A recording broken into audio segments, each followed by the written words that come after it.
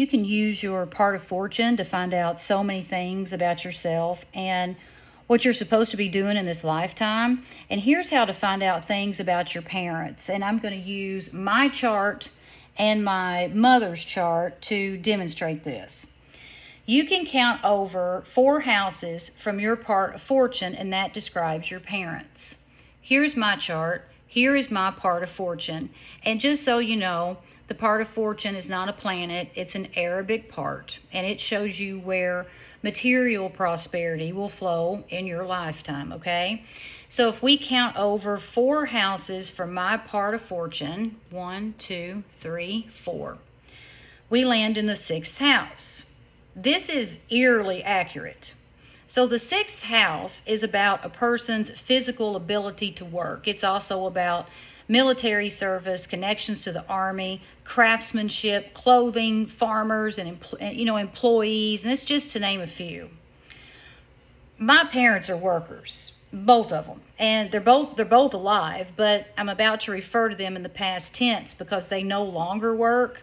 But they always had the physical ability to work. Plus, my mother's brother served in the army. Her mother was a talented seamstress, and my mother is talented with working with fabrics as well.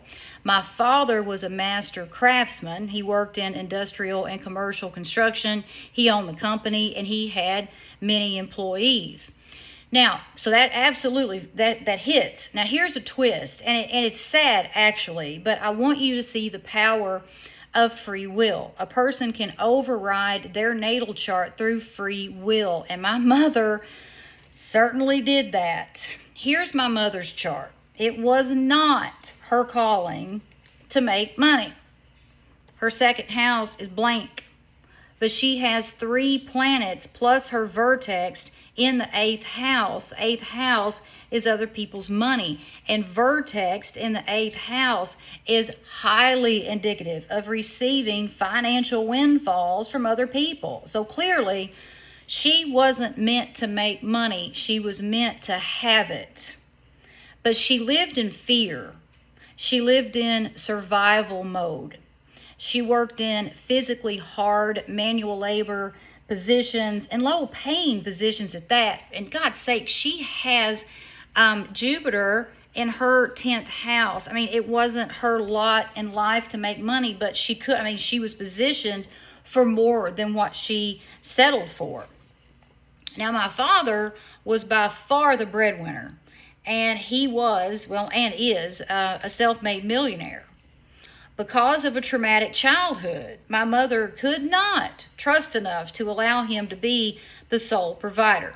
She lived in survival mode for like 70 years until a catastrophic health event stopped her from working, and she had no other choice but to let me take the reins.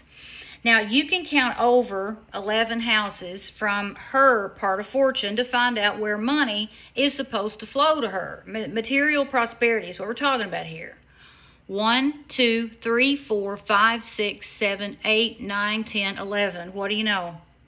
You land in the 7th house of marriage and one-on-one relationships. So her money should have been coming from these 7th house affairs instead of her killing herself in a factory. She blocked herself. Now, long story short, but she's ended up having money rather than making it. But that took 70 years because of her free will that blocked her.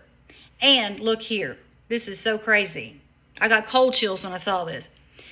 She has Uranus in her 7th house. Your 7th house is, one-on-one, long-term, important relationships, business partners, marriage, other partners.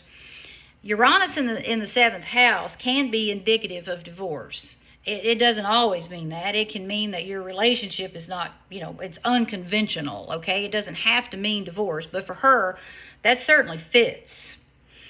So incredibly accurate. Plus, my father is a Gemini, and Uranus is with Gemini.